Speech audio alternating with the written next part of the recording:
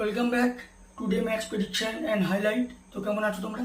আজকে আমি আলোচনা করবো আইসিসি মেন টি20 world cup 2024 match number 12 group B এর ম্যাচ, যেটা খেলা হবে নামিবিয়া ভার্সেস স্কটল্যান্ড।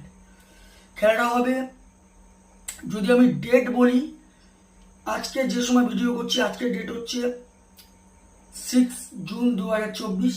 খেলাটা হবে আজ রাতের পরেই 7 জুন 2024 রাত 12:30 AM এ খেলা। মাইন্ডে রাখতে হবে রাত 12:30 AM মানে আজ রাত কভার হলেই রাতের পরে খেলা, মানে কিছুক্ষণ পরেই আর খেলা শুরু হবে। আমি যে সময় ভিডিও করছি আর 2-3 ঘন্টা বাকি।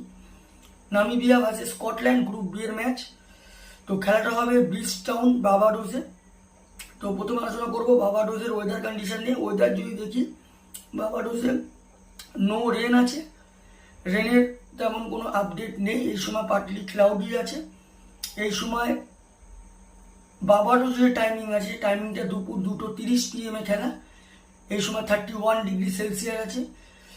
পিচ যদি আমি ক্যালকুলেশন করি, একটা কথা বলবো, টস জিতে ফার্স্ট ব্যাট করা উচিত। 160 থেকে 170 গুড স্কোর, কিন্তু যেহেতু ফিল্ড লো স্কোরিং পিচে খেলা, তাই লো স্কোরের মধ্যেও রেস্ট্রিক হয়ে যেতে পারে। তখন সেই হিসাবে ক্যালকুলেশন করে টস জিতে ডিসিশন নেওয়া সব থেকে বেস্ট অপশন হবে। কিন্তু আমার ক্যালকুলেশন টস জিতে ফার্স্ট ব্যাট করা উচিত।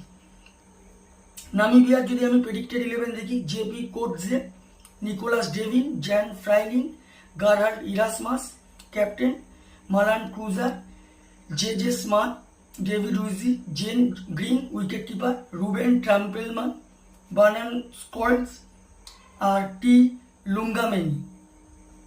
আর স্কটল্যান্ডের যদি আমি প্রেডিক্টেড 11 দেখি, George Munsey, Michael Jones, Brandon McMullen, Richie Berrington captain, Matthew Cross wicket keeper, Michael Leask, Chris Greaves, Mark Watt, Christopher soul, Brad wheel আর ব্র্যাড কুরি।